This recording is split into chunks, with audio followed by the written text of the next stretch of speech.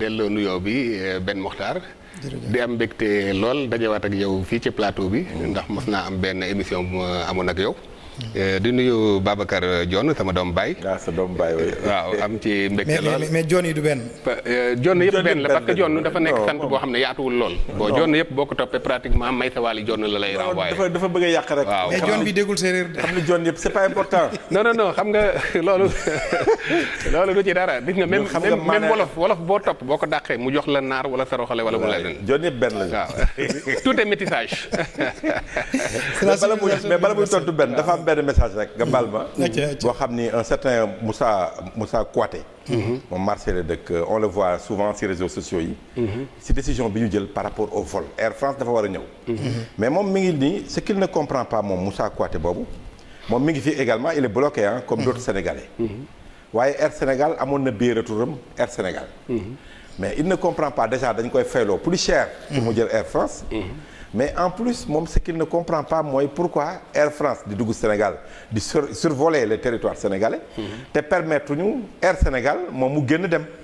donc xam nga loolu mooy yi ñu doon wax léegi rek quoi vraiment il a moom c'est quelqu'un Moussa Kouaté qu'on suit très régulièrement. lii ñëw sàmmal ko nee naa la Air France am na au moins 5 dates yoo xam ne ci biir mois de mai bi. ñoom dañuy ñëw. voilà te ñoom nag dañu leen di fayloo wat ñoom ñi amoon billet Air Sénégal. ba war a dellu toog di xaar. ñoom léegi Air France da leen di fayloo beneen billet. kon retour du ñu dem ak Air Sénégal Air France la ñuy mën dellu. Air France la ñu jël parce que moom rek moom moo fi nekk disponible. donc bu defekkee dañ koy jël. à moins que ñu xaaraat ba Air Sénégal war a dem. sinon dañuy génne waat xaalis pour fay. Babacar noot nañ ñu de.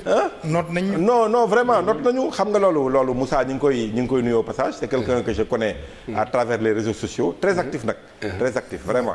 waaw tey loolu je crois que message bi. en tout cas la remarque elle est pertinente. waaw Dione yéen ñiy def économie dafa mel ne que ni. waaw économie bu jógee fële. waaw ñun dañu nekk à la périphérie. très bien yow daanaka campé nga débat bi yëpp mais dama bëggoon balaa ma dugg ci wax ji ma am ay quelques précisions yu ma def ndax damaa xaw a bëri ay casquette. waaye fii bii nag casquette bi moom d'abord dama ñëw ci turu RADA. mooy rapport alternatif sur l'Afrique nga xam benn kuréel la boo xam ne. ay cadres vraiment. voilà mu ngoog dafa regrouper tous les pays d'Afrique mais section Sénégal bi bon bokk ci ay CODESRIA ay ENDA ak yooyu donc ci seen tur laa ñëwee fii tey. loolu baax na ma préciser ko parce que dama am beneen casquette boo xam ne parfois dañu la naan non yow war a waxee nii parce que xam nga donc casquette boobu man casquette universitaire laay waxee. casquette chercheur donc na leer. libre nga. voilà donc te loolu sañ naa ko it. texte yi may na ma ko donc ci cadre anam boobu bu loolu jàllee li nga wax nii da nga leeral xam nga leeral nga tey boo xoolee ci sa waxin rek wane nga image yu ñaari économie am na benn question souveraineté boo exploré xam nga am na loo xam ne tey mu ñuy dal te kenn sañu cee bañ ndax boo xoolee ci théorie relations internationales yi dafa am benn théorie bu ñuy wax dynamique interne externe yu ci bëri yoo xam ne sunu gouvernants yi dañ koy jël ay décisions bëri na ci loo xam ne daanaka dañ leen koy imposer ba boo dee xool am na ci yoo xam ne maanaam ci seenu maanaam sàggante lañ ko mën a waxee. am na loo xam ne sañte bañ la waaye am na loo xam ne sàggante la ndax yàlla toujours day may doomu aadama xel boo xam ne toujours dina mën a contourner ay mbir. yàlla moo defee noonu. lu am jàppal ne responsabilité bi njëkk xool ko d'abord sa bopp. donc bu ñu jëlee ci anam boobu tey ma dolli ci beneen leeral. boo xam ne effectivement rapport bi nga def entre économie informelle bi secteur informel ak économie immédiate rapport bu am la. naam waaye économie immédiate bokkul ak économie informelle. xam nga lu tax lan lay tekki économie immédiate. foofu laa bëgg a ñëw xam nga lu waral loolu. parce que économie informelle boo toppee cosaan bi sax da ngay dem ci Sénégal mën nga dem depuis colon yi administration coloniale. nga xam ne tey boo liiree benn téere bu Jean Copin fi muy waxee ci les marabouts de l'arachide. foofu moom moo njëkk a wax sax le concept d'économie sociale et solidaire ba tey bokkul ak économie immédiate foofu muy wax naan moom Jean Copin di wax ne ci Serigne Touba a mis en place la première multinationale d'économie sociale et solidaire bi mu bindee téereem boobu c'est en 89 88 89 alors mais il a fallu 30 ans après novembre 2019 ñu njëkk a taxawal le premier salon d'économie sociale et solidaire au Sénégal sans ñu mentionner loolu. donc pour vous montrer comment on est extraverti ci réflexion yi on oublie dañuy fàtte suñuy patrimoine culturel. am yu sës yu ñu mën a sukkandiku ba dem mais dañ koy fàtte wala dañ koy doyadal. alors moom multinationale la wax il parlait de multinationale te foofu aussi am na beneen téere Vincent Montey génn na économie bi ni ko Sénégal ni ko secteur informel téye woon.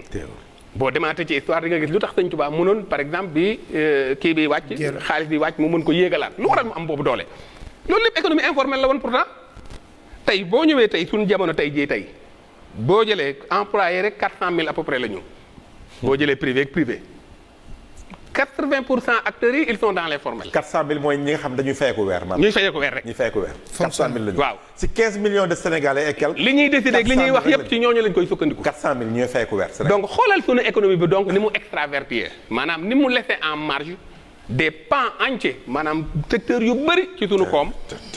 nga xam ne tey boo dee xool boo jëlee tey ni ma la ko mën a waxee tey lii secteur informel bi mën a dugal. mot na ñetti yoon li nga xam ne tey moom ngay def di ko laaj bitum réew ci ay endettement ak yu demee noonu donc on n'a pas optimisé notre potentiel pourtant am na ay systèmes yu bëri yoo xam ne mënoon na tax. d'une part bu ñu fullaaloon secteur informel boobu dina permettre ñoom parce que c'est vrai que dañ naan du ñu fay taxe du ñu fay impôt mais dañuy fay de manière indirecte. mais mën nañ ko officialiser ñu relever plateau fiscal bi maanaam assiette bi mën a fexe ba assiette bi ñu mën a am lu bëri loo xam ne day sukkandiku ci lii day boo defee loolu da ngay wàññi la ngay leb. mais ñoom naka lañu leen di mën a fayloo. xamuñu leen moom laa ko doon wax loolu mooy mbir mi nag formalisation xamuñu leen xam nga moo tax secteur informel boobu bi ñu koy wax bi ñuy defee dañu ne bon ñii ñoo informel teg ci ay critères li lay wax ne critère boobu dëgërul te bi Covid bi amee lu baax BCEAO def élargir na 1700 entreprises yoo xam ne kii yoloon dugg doon ci askan yam ça veut dire que kon ay schéma yu ñu teg nii la. xam nga tey ñoo ko tey calcul. voilà ñoom ñoo ko tey c'est-à-dire dafa am benn système parce que gars yi souvent boo waxee système ñu baatal ko mais lu réalité la tey Europe ak ñëpp a ngi wax système parce que dafa am système bu fi nekk gis nga l'ultracapitalisme mu ngi commencé ci empiètement triple empiètement boobu am banque centrale yi ne léegi dootuñu lebati sunuy banque léegi dañuy dem ci ci marché financier yi régulation bi ñu dindi c'est-à-dire ba ñu dindee yooyu yëpp la ñu bëggoon indi benn système boo xam ne léegi affaire profit la ñuy mettre au cœur et non l'humain le social te loolu yéen li koy firndeel boo ko jëlaatee toujours da nga dégg naa dañu war a am équité sociale dañu war a am une économie inclusive mais du ñu ko mën a am tant que yow 80% yi acteurs yi mais boole wala ci système bi reconnaître mooy loolu may wax. kenn xamu leen. ba pare benn dañu leen war a xam ñaareel bi dañu leen war a formaliser xam nga tey dama lay jox benn exemple gis nga approche GIE groupement d'intérêt économique su ñu jëlee approche boobu état bu jëloon approche boobu rek dina régler lu bëri lu tendre vers la formalisation. parce que démb maa ngi la koy wax au téléphone. man la vous allez au Mali par exemple ñoom approche boobu la ñu am. entreprise individuelle guichet unique ak GIE yi. waaw mais Sénégal ñu def taxe synthétique. non mais 300 000 francs. oui mais attention mais Sénégal am na fi nag monsieur Dione. non mais quel est le problème. c'est-à-dire xam nga problème bi lan la. ça n'a pas APIX boo demee. vraiment entreprise individuelle. déjà entre ay 20 000 francs là. non 20 000 30 000 si le nom est commercial. 72 heures quel est le problème pour que ñooñu dugguñu. c'est-à-dire ça n'a pas été systématisé en politique. c'est-à-dire loolu ay nit mooy jël léegi ñu teg benn xam nga li ëpp lu ñuy nax. mooy c'est l'institutionnalisation. institutionnalisation wala créer institut taxul nga régler mbir. dafa am yooyu da nga koy systématiser. tey bi dama la wax ma ne la économie immédiate day jël en compte économie informelle mais xam nga lu fu ñu wute je te donne un exemple parce que économie informelle dafa am ñaari défi yu mu war a relever. premier défi bi mooy la formalisation bi loolu état moo war a jël politique boobu def ko.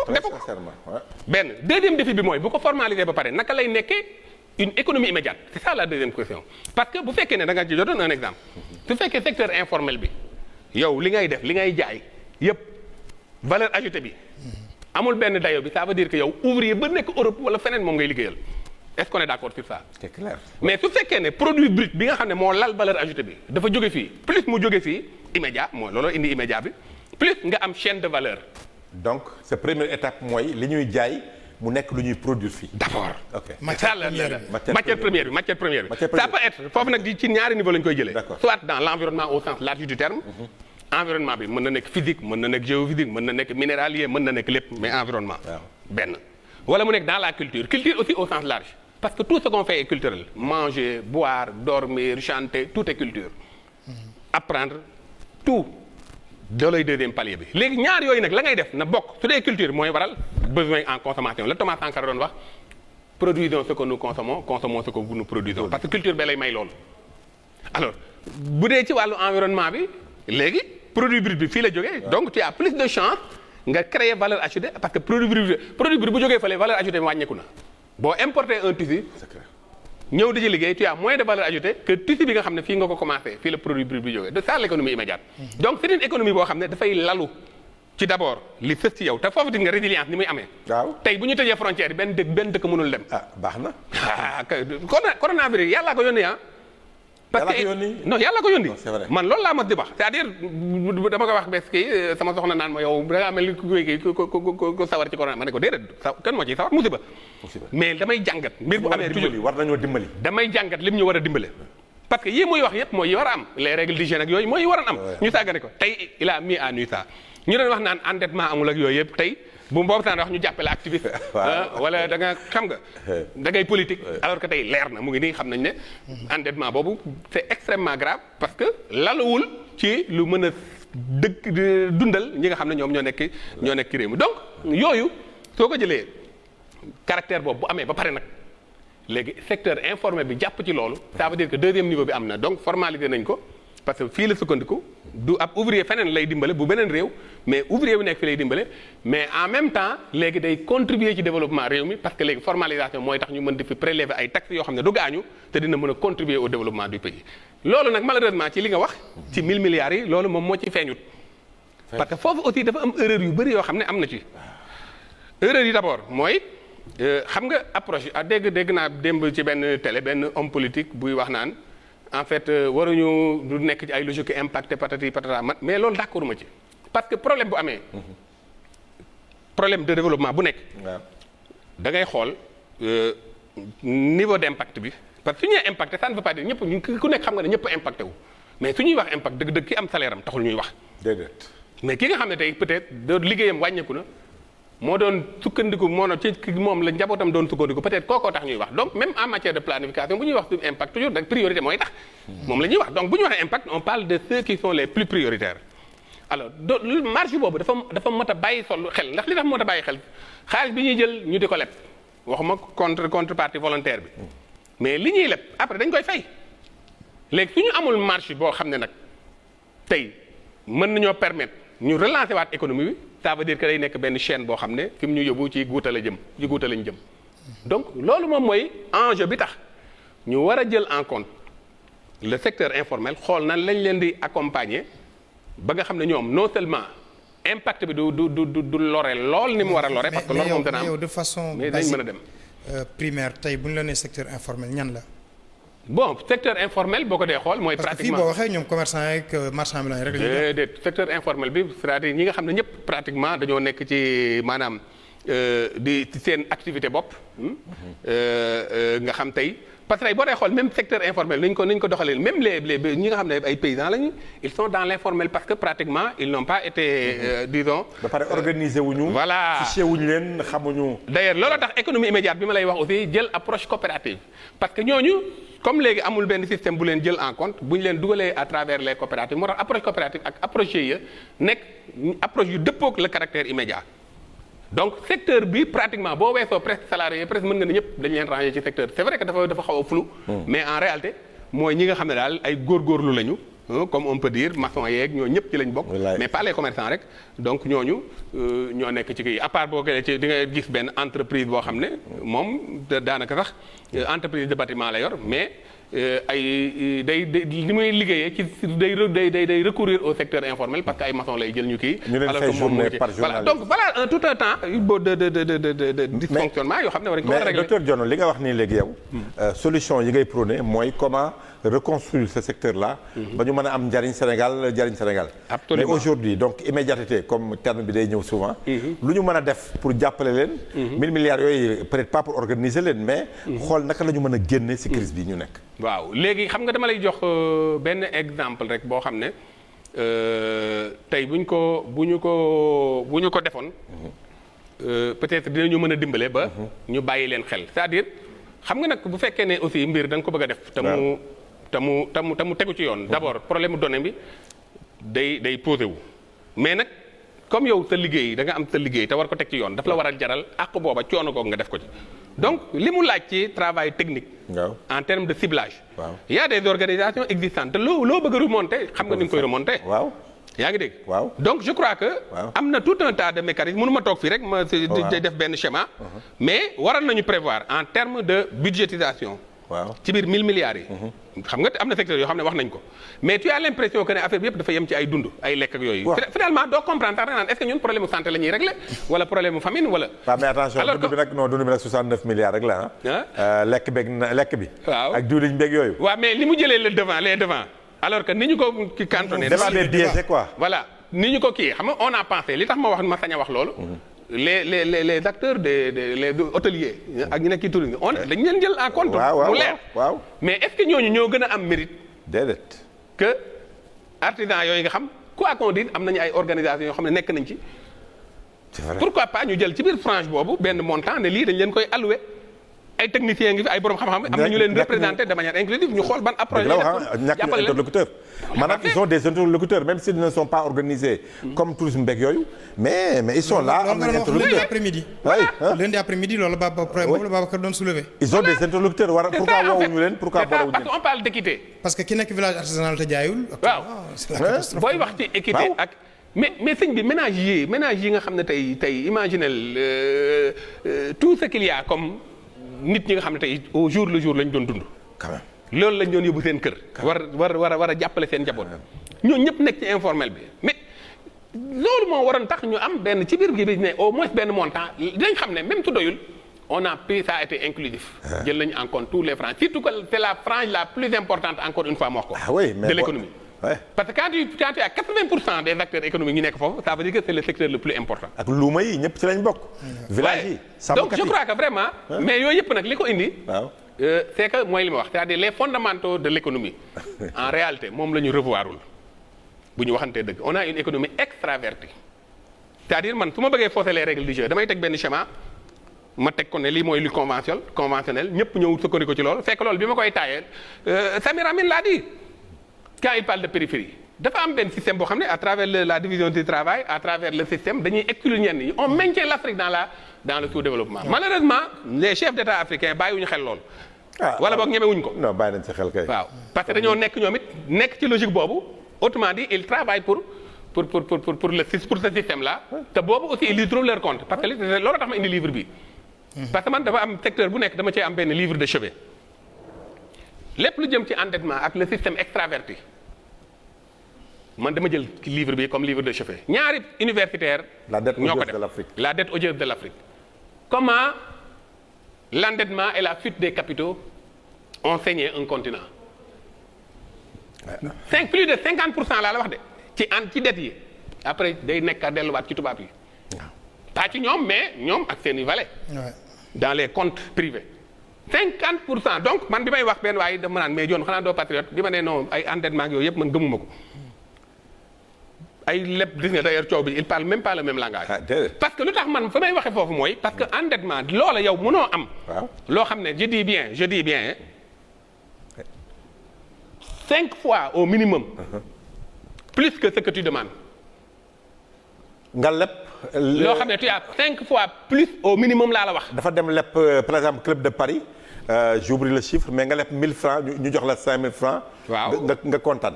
waaw mais non c'est-à-dire li ngay leb yow li nga am. am nga ko ba pare. am nga ko ba pare tu as 5 fois plus que li ngay leb. ba pare fan nga koy lebee d'ailleurs j'ai bien aimé l'article de Ndongo Samba Sylla. oui. yow ci lan nga koy lebee ci monnaie étrangère. avec la chaîne de Ponzi. devise étrangère. parce que yenn européens ñoom souveraineté xam nga lépp question de souveraineté la ñoom bu ñuy leb seen monnaie la ñuy leb. donc dinañ maîtriser un peu cette spéculation parce que l'économie immédiate s'érige contre l'économie spéculative. parce que su fekkee dafa basé wu ci économie réelle parce que ñetti caractéristiques économie pour mu immédiate day am ñetti caractéristiques. dafay d'abord réel wax naa ne ko sànq day sukkandiku ci environnement bi. wala ci culture bi sa culture. donc c'est réel. day intégrative foofu la informel dugg. troisième bi mooy day soutenu mooy acteurs yi ñoo koy yore. suñu économie amu ci benn ci ñett yooyu. notre économie n'est ni réelle. waaw ça il faut le accepter il n'est pas réel parce que nee naa plus de 80% ñoo yore économie mais feeñul fenn ci statistiques yi pratiquement ci allocation yi ci politique yi ci orientation yi donc c'est pas une économie réelle. mais elle n'est pas intégrative parce que cette économie là ne prend pas en compte le secteur formel informel. Mais en même temps ce qui est pire mooy ne prend pas en compte le secteur non monétaire. Voilà le dictat de la monnaie. Oui, l'économie n'est pas monétaire parce qu'on a accepté de se focaliser sur la monnaie pour en faire de l'économie alors que la monnaie ça vient après la monnaie est seconde. balaa nga génne monnaie bi da ngay bien yi ngay évaluer génn xaalis bu toll noonu. waaw. donc pourquoi ngay focaliser wu ci monnaie. xaalis boo xam ne amul subprime bi muy am États-Unis lu ko waraloon parce que c'est le caractère spéculatif. génn naa lii ba pare doog indi besoin yi. voilà doog indi besoin alors que ci départ bi de l'islam lu tax l'islam di bañ xaalis di jënd xaalis. waaw spéculation lay bañ. xaalis day jënd bi ñu amee du jënd xaalis. réalité lay jënd donc voilà le caractère système bi ñu am. sunu jiit yi nag di ci ngër-ngër yi nekk ci. moo tax xam nga yooyu boo ko xamee doo leen mën a naw ci yenn defin yi. dama la dégg sànq nga utiliser un mot nga ne 50% yi day delluwaat ca ñoom. ak si seen i waaw ak si seen i ay valets. léegi c'est-à-dire que ni ñun les chefs d'État qu'on a. c'est des valets de l'Élysée nu mu tudd de la Maison Blanche et cetera ñoom les marchés financiers ñoo leen téye. et que derrière ak discours yi ñuy wax yëpp mënuñu am fulaak fayda wu taxaw. devant seen homologue yooyu ni leen ñun lii la ñu bëgg. nii la ñuy défendre suñu réew. foofu li ma la fay tontu man la engagé te loolu laa gëm. man la engagé te loolu laa gëm loolu moo am chef d'État yu nekk ay valets lañu ay valets lañu parce que amuñu benn décision souveraine bu ñu ñemee jël peut-être am na lu leen di contraindre mais entre eux war nañu mën a lëkkaloo tey fi ñu toll nii avec le contexte du Covid kenn daatal kenn. ñoom ñu bëgg ñëw di sukkandiku di daw ci ñële di leen dimbale yow ñee ñoo ëppale ñii dee ñoo gën a sonn ba pare yow nga bëgg leen tàllal loxo alors que yow ñoom lañ yëg li ñu yëg sax yow yëgagoo ko. parce que tout simplement y a un système qui est là boo xam ne avec beaucoup d'enjeux. avec beaucoup de scénarios. qui fait que parfois dañuy daaneel ab président am yu ñu jaar xam nga yooyu léegi nag yow bu fekkee loolu nga tiit. léegi doo am sa fit c'est-à-dire président képp koo jël da nga naan damay dund ak dee laa yemale waaye sama réew laay nekkal. loolu moo fi amut c'est ça la vérité man li may wax nag man la engagé. non parce que bu ma waxee man day wax rek may jéem a xool exemple bu fekkee yow 600 milliards ou en tout cas 1000 milliards si terre nga ko dugal te yow mu leer na ni ça profite plus à l'entreprise bi nga xam ne ni presque nekkoon na si fayit nga relevé ko fi mu nekk nii te bokk na si bor yi nga war ko dellu. maanaam génn baa ngi noonu. on te dit que bu fekkee croissance 6% nga am léegi sax day wàcc ba 3% mais extraverti.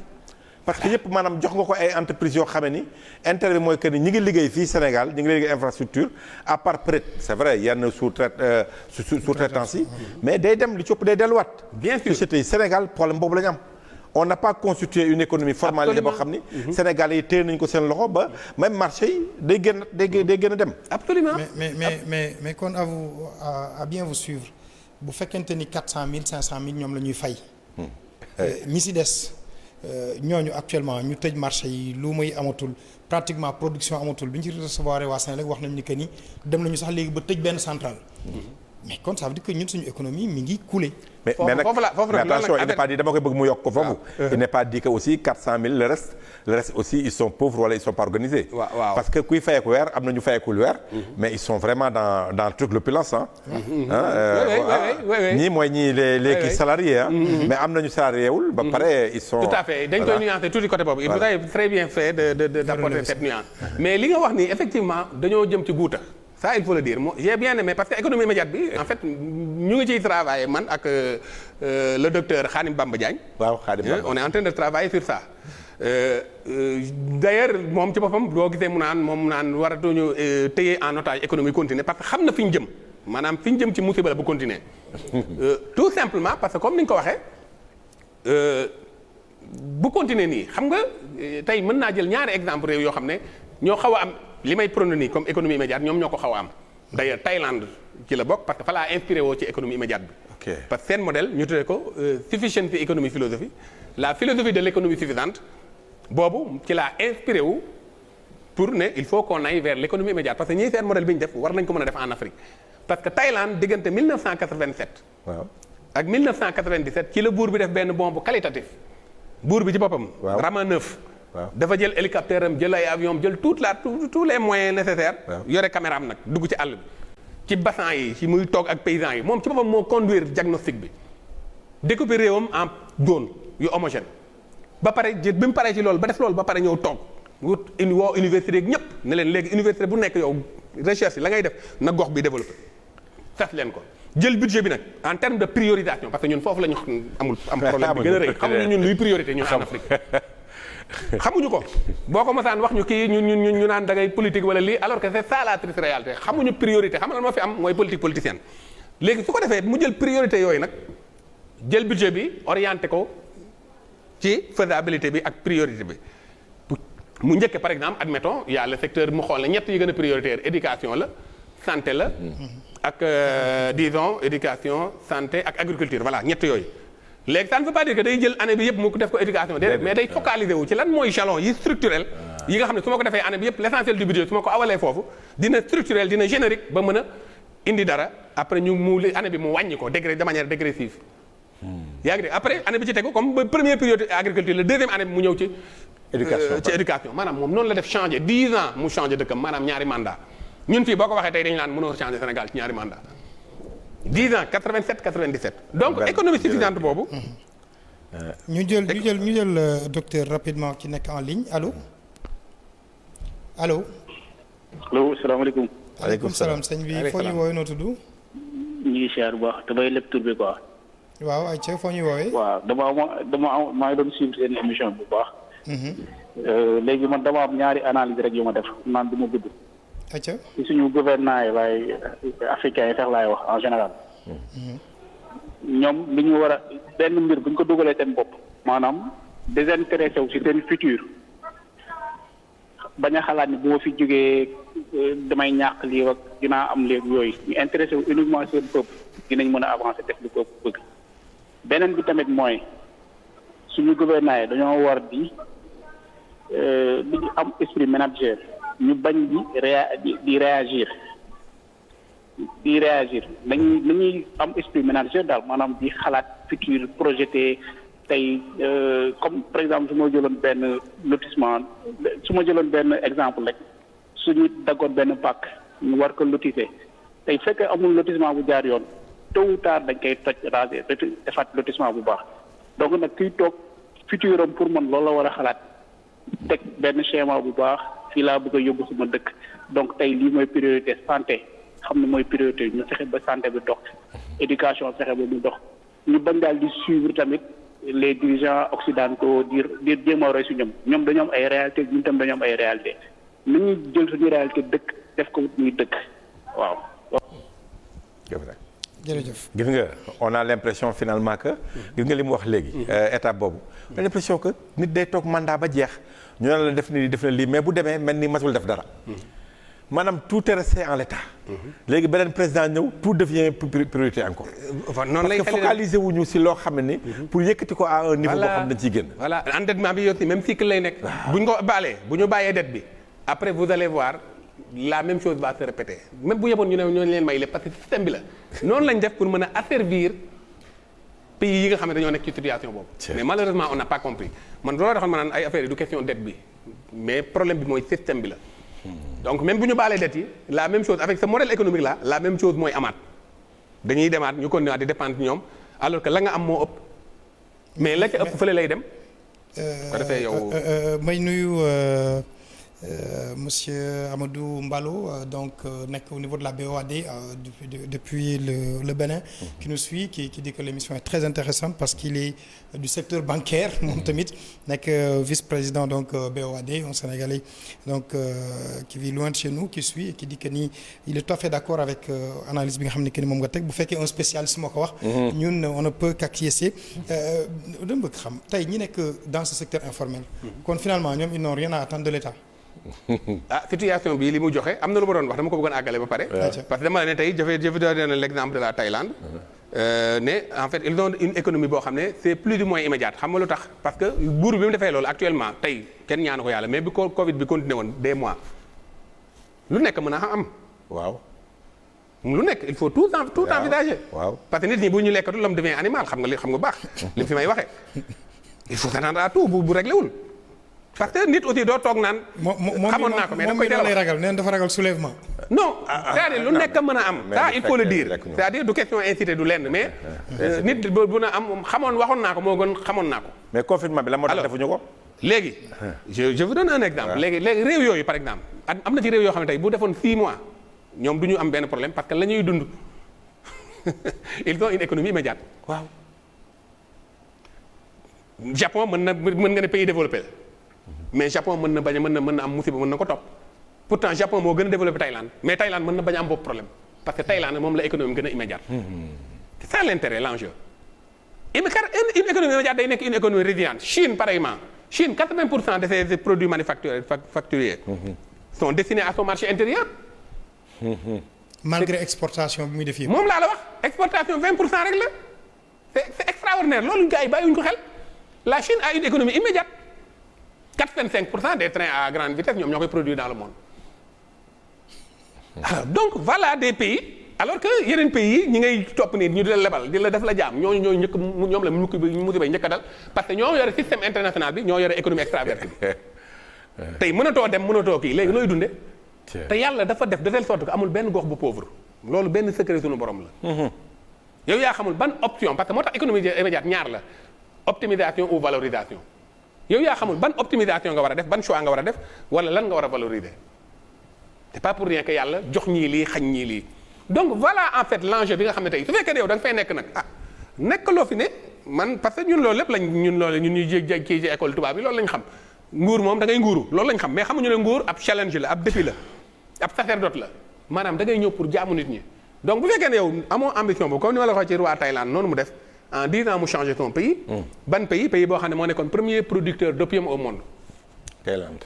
waaw mu bàyyi mu viré agriculture jëlee ko ci opium dem ko ci ay autosuffisance en riz ak yooyu. yaa ngi dégg. moo nekkoon première destination tourisme sexuel. même bu fekkee am na fay sekkal ba léegi. léegi loolu du loolu yore moo yore économie. léegi de ceeb bi ñoom ñoo ñu parce que j'ai vu ceeb. que suñu commerçant yi keroog Nazir Cissé mu koy wax ils se rendent de plus en plus en Thaïlande. ah mais dama la ne seen même seen industrialisation yow kii Thaïlande mu ngi développé c'est un pays qui bouge. ceeb bi moo ko yore sa ceeb. yaa ngi dégg parce que tout simplement moom dama ko analyser économie yooyu parce que bon comme damay joxe benn cours de puissance émergente dans une université de la place. ci laay xool modèle yooyu mais. ci laa gis ne ñoom ñoo ci gën a yore économie bu immédiate ñenn ñi bon dañoo extraverti parce que soit matière première bi fële lañ koy jëlee wala donc voilà une situation qui fait que si ça perdure ñooñu nag waxatuma ko mais ñun moom soit nit ñi dañuy xiif ba dee doo am loo lekk wala leneen parce que ñun déjà ñun ñoo leen ëpp suuf bi ñu war a béy ñoo leen ëpp capacité ci ndox ñoo leen ëpp main d'œuvre parce que ay jeunes lañ yor yu mën a liggéey mais ñun ñooy njëkk a dee bu boobaa ci lii continuer ñun ñooy njëkk a dee mais ndox mi.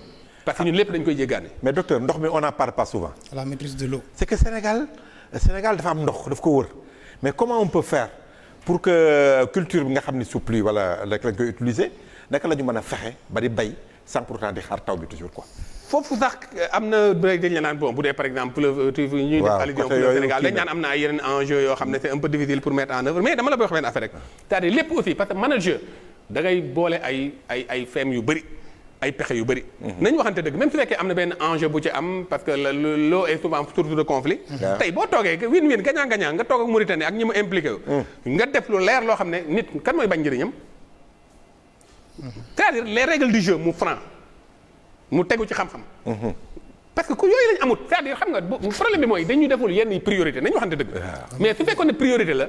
da ngay ñëw woo ñooñu ñu wut seen expert ñu toog teg loo xam ne. yéen di ngeen ciy gagné ñu di gagné ça c'est un premier défi. loolu bu ngeen ko réglé ba pare nag am na bu ñu fàtte ne à l'échelle internationale atténuation la ñu bëgg la ñuy def mais defuñu développement politique l'aide publique à l'atténuation man laa koy tuddee.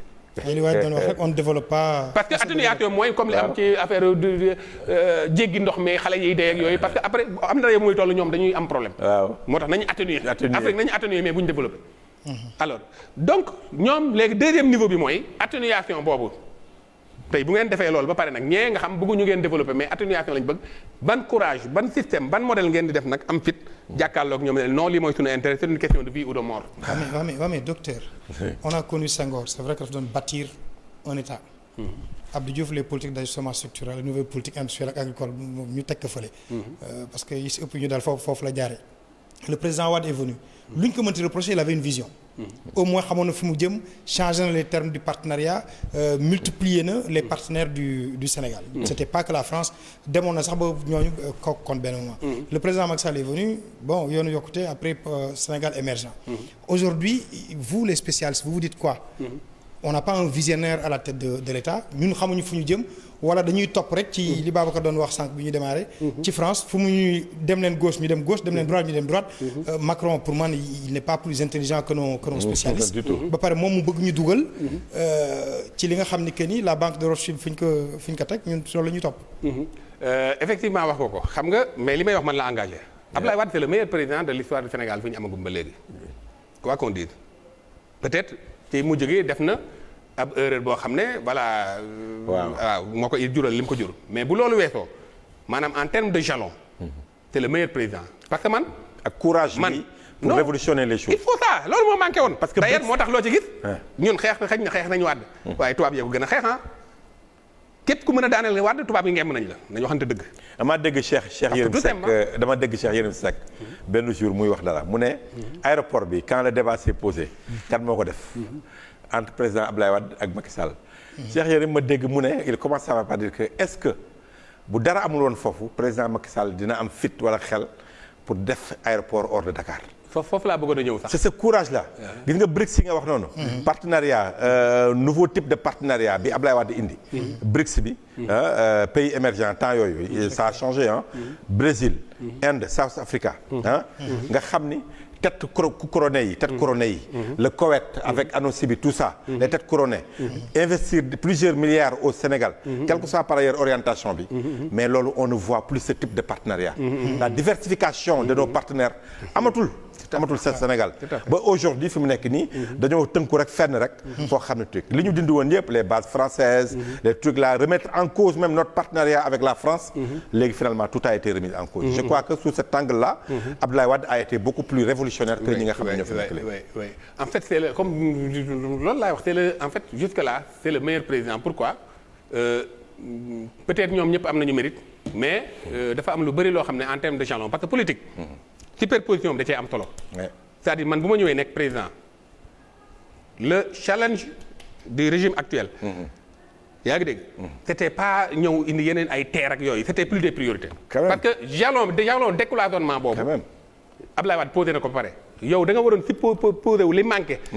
retard bi li ñu amoon gap Wade dafa ñëw indi retard ba Abdou Diouf defoon parce que Abdou Diouf c'était un bon administratif mais loolu moo yàq Sénégal parce que man sama livre bi ma def je parle d'une administration de développement il faut qu'on aille vers une administration de développement l'administration elle est protocolaire procédurale yaa ngi dégg donc loolu modèle la boo xam ne tubaab bi moo ko créé woon te ba mu koy créé c'était pour mën a exploiter teg système bu dëgër bu mën a tax mu mën a exploiter li mu bëgg léegi yow très bien léegi yow nga ñëw modèle boobu au lieu nga ñëw repenser sa modèle économique nga ñëw sukkandiku ci loolu yaa ngi dégg pour defar sa réew mais doo def ñoom ngay defaral wala boog ñi ci nekk ñoom ñooy amaat avantage yi tubaab yi doon am nekk ci loolu mais du tax mbir mi développé Abdou Diouf il n'avait pas cette vision il n'était pas un visionnaire day gis ñu di ko tagg naan c'est un grand commis de l'administration d'accord c'est vrai mais il n'avait pas dañ la wax argument ay ajustement structurel d'accord mais il n'était pas un visionnaire ça il faut le reconnaître moom c'est l'élément pur du système voilà extraverti bi voilà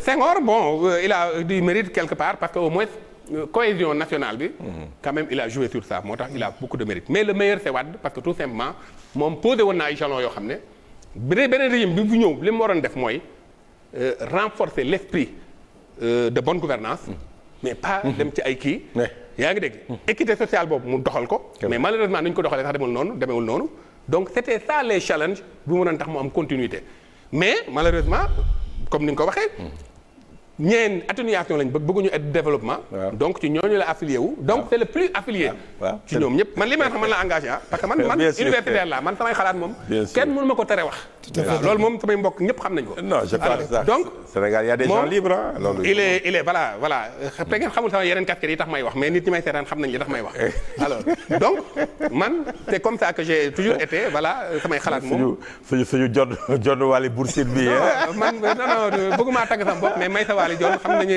ni mu meloon donc je crois que c'est ça en fait l'enjeu ñëwoon bañ a parce que Macron seen doom la moo ko Ouattara affaire Covid bi il paraît que le malgache le président malgache le congolais là il paraît que il avait pensé d'abord au Sénégal bien sûr mais man bu ma laajee dama ko ne bul xalaat Sénégal bul xalaat Côte d'Ivoire xalaat na Congo xalaat na ko Sénégal non man bu ma ko jaar na fii le jeune qui est là-bas à Tivaouane nee na jaar na foofu dama la ne man kooku su ma ko xamoon bu ma laajee dama ko naan demal fépp ba mu def Sénégal ak Côte d'Ivoire parce que foofu c'est la France ils sont les plus français.